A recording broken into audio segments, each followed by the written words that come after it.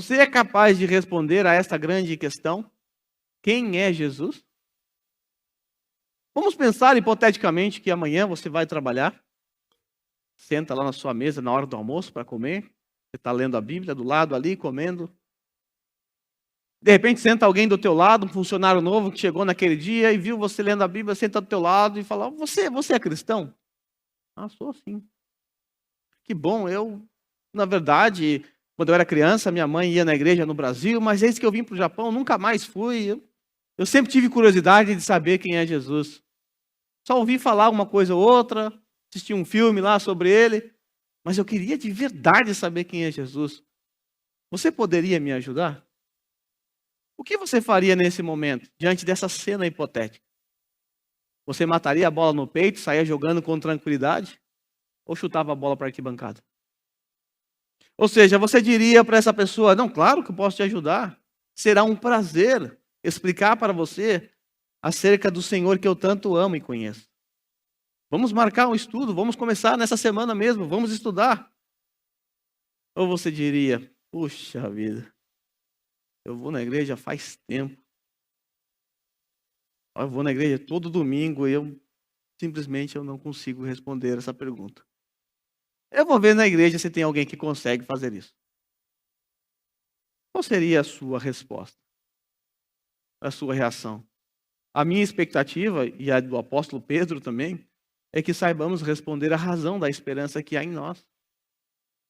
E nós não somos capazes de responder a uma simples pergunta como essa. Isso necessariamente significa que o nosso cristianismo não possui nenhuma raiz. Significa que o nosso cristianismo é superficial. Significa que não conhecemos o Senhor que cultuamos todos os domingos. Nosso cristianismo é capenga. Talvez você seja apenas um religioso que domingo após domingo vem aqui com propósitos e objetivos meramente religiosos. Talvez isso explique a sua postura, o seu coração no culto público. Talvez você está aqui por alguma obrigação na sua mente. Se você não entendeu quem é o seu Senhor, se você não sabe quem é Jesus, isso significa que a sua adoração é mero religiosismo. Eu repito o que eu disse na semana passada, não sei se você lembra. Saber falar do Evangelho não se trata de boa retórica.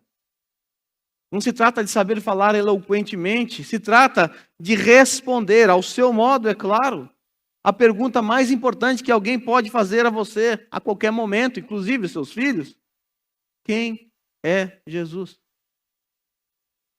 Essa foi a pergunta que Jesus fez aos seus discípulos, lá no capítulo 16, versículo 13 de Mateus. Após ele perguntar quem os outros dizem ser o Filho do Homem. O profeta Elias, João Batista, alguns outros profetas. Tá, mas e vocês? Quem vocês dizem que eu sou? Naquela ocasião, o apóstolo Pedro soube responder. E você? Teria respondido? Teria uma resposta a dar? Meus irmãos, quando nós perguntamos para um muçulmano acerca de Alá, prontamente ele responde. Se você encontrar um testemunha de Jeová que às vezes importuna a sua vida no domingo de manhã, quando você deixa de vir no culto, ele bate lá, é o juízo de Deus batendo na sua porta. Mas se você perguntar para ele qual é a sua visão sobre Jesus, ele vai responder. De maneira herética, é claro. Mas ele vai responder. O mesmo com o Mormon, o mesmo com o Adventista. Eles conseguem responder. Aí você pergunta para o cristão, o grilo canta, né? Aquele silêncio sepulcral. Simplesmente ele não sabe responder. E eu digo o seguinte: se nós somos casados, e temos filhos, e não conhecemos o Evangelho, como é que nós vamos pastorear o nosso lar? Como é que os homens poderão pastorear os seus lares, discipular os seus filhos, se não conseguem responder uma pergunta como essa: quem é Jesus? Simplesmente não vão discipular. Não vão. Nós já sabemos que a missão da igreja, ela consiste em ser e fazer discípulos. Eu já falei isso inúmeras vezes. Você sabe que o discipulado é o eixo no qual a igreja gira. Ser crente implica em ser discípulo e fazer discípulo. E não existe discipulado sem o conhecimento básico acerca de Jesus. Simplesmente não existe. Deixa eu pensar com vocês um pouquinho acerca do texto de Mateus capítulo 28. Texto que você conhece muito bem. Jesus ele se aproxima dos seus discípulos e diz assim: toda autoridade é me dada nos céus e na terra. E agora ele, então, divide a sua autoridade com os seus discípulos e diz assim: ide, portanto, fazei discípulos de todas as nações, batizando-os em nome do Pai, do Filho e do Espírito Santo, ensinando-os a guardar todas as coisas que eu vos tenho ordenado. A maioria das pessoas olham para esse texto e dão ênfase no lugar errado, na parte errada do texto. Para muitos, a ênfase está no ide. Essa é uma versão um pouco antiga. As versões novas já melhoraram essa tradução. Mas as pessoas colocam a ênfase no id, dizem, o verbo principal desse texto é o verbo ir. Essas pessoas têm em suas mentes a ideia errada, de que somente os missionários conseguem cumprir esse id. Eu já participei, muito tempo atrás, na minha adolescência, de um grupo de apoio a missionários. Eu vi inúmeras e inúmeras campanhas missionárias com base no id. Várias vezes foi dito o seguinte: se você não consegue cumprir o ir, então a sua responsabilidade é orar e contribuir. Como se o id fosse uma responsabilidade dos missionários. Existe aquela classe especial de pessoas, poucas pessoas, que vão para outra parte do mundo. E existe os que não conseguem cumprir o id. Como se o id fosse uma opção. Mas eu tenho que dizer, acima de tudo, que não existe essa opção nesse texto. Não existe. Todos os discípulos, sem exceção, são convocados para fazer outros discípulos. E aqui eu quero esclarecer também que o verbo principal é o verbo fazer. Fazer discípulos. Fazei discípulos, como está aí no texto. Desse verbo decorrem todo o ensinamento nesse texto.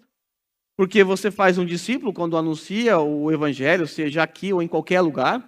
Porque o id ali, que é traduzido por id, pode ser perfeitamente traduzido por indo, ou seja, no caminho, por onde você for, faça discípulos. E como é que você faz discípulo? Quando você prega o evangelho. Quando você anuncia as boas novas. E quando você faz isso, o coração da pessoa é transformado pelo poder do Espírito Santo. O que acontece a seguir? O que vem após a conversão? É o testemunho público, o batismo.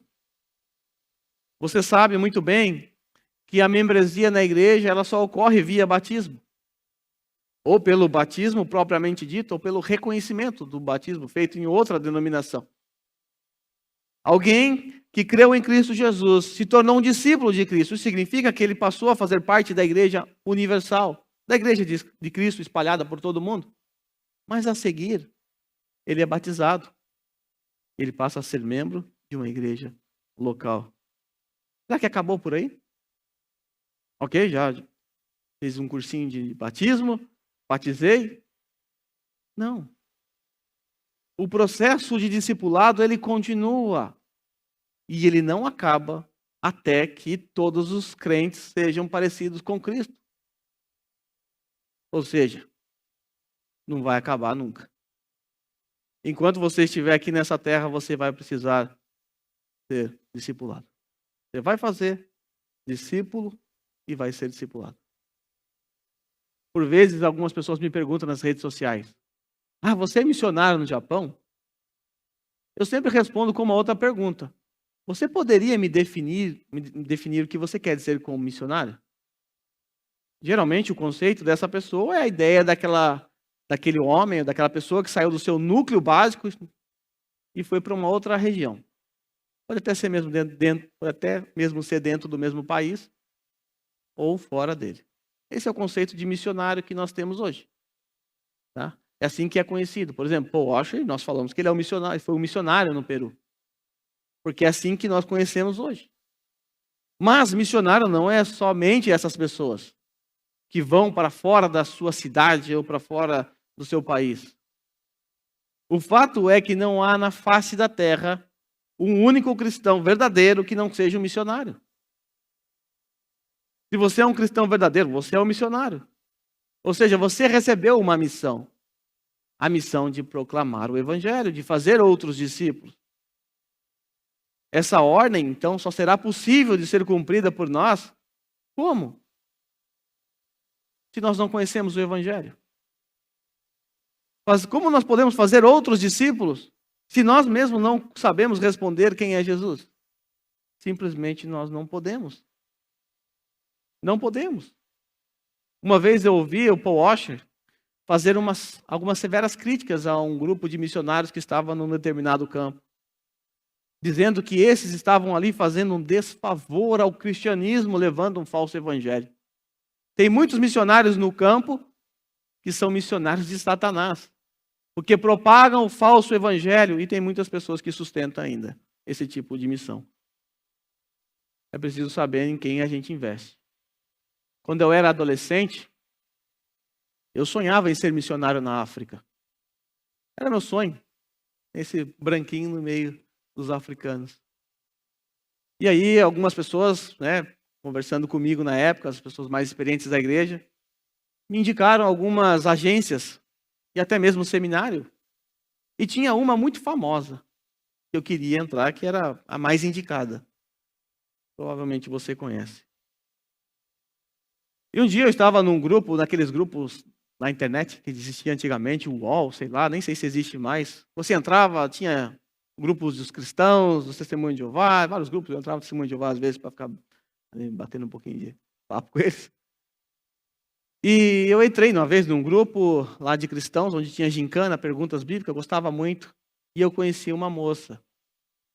Ela tinha os seus 24, 25 anos, eu tinha uns 16 anos. E ela estava nessa agência missionária.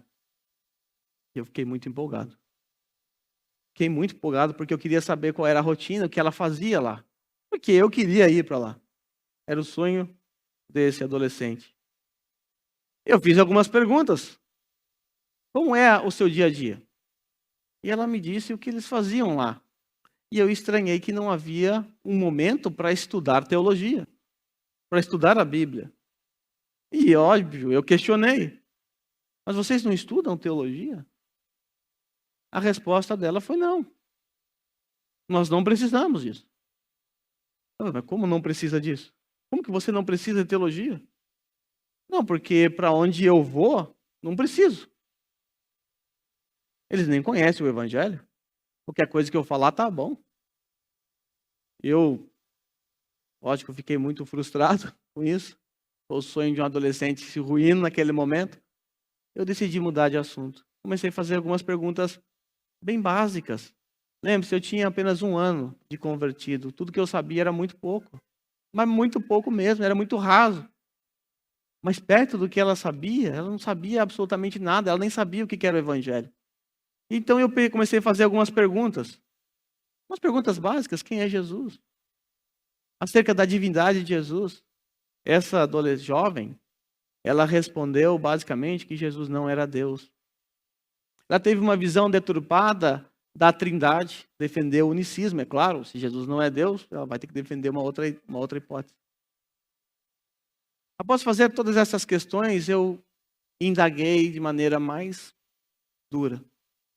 Se você não sabe o que é o Evangelho, se você não sabe o que é Jesus, você acabou de defender algumas heresias, como você quer ser uma missionária? A resposta foi a mesma de anterior, a resposta anterior. Não preciso conhecer, porque onde eu vou, eu quero ir para a Índia, lá eles não conhecem a Bíblia. Eu não sei se essa moça se tornou uma missionária na Índia. Eu espero que ela tenha se convertido de verdade, conhecido o glorioso Evangelho de Jesus e tenha ido. Ou que ela jamais tenha pisado no campo. Porque nesse caso, ela faria um desfavor ao cristianismo. Ela seria uma missionária do próprio inferno. Nós temos 2 opções. Ou somos discípulos e pregamos o Evangelho, fazendo assim outros discípulos, ou nós fingimos que amamos Jesus. Eu me lembrei da célebre frase do Spurgeon. Spurgeon dizia assim: todo cristão ou é um missionário ou é um impostor. Não existe cristão que não seja missionário. Se você diz que é cristão e não é um missionário, ou seja, você não abraçou a missão de Cristo de anunciar o evangelho, de pregar, de fazer outros discípulos, então você é um impostor. Agora, voltando aí para o nosso texto de Mateus, capítulo 28, versículos 19 e 20. Pense na sequência desse texto que está aí. Primeiro, o evangelho é pregado, o coração é transformado pelo poder da palavra, na ação do Espírito Santo. A seguir, em obediência ao Senhor, vem o batismo, que marca a entrada do cristão na membresia da igreja.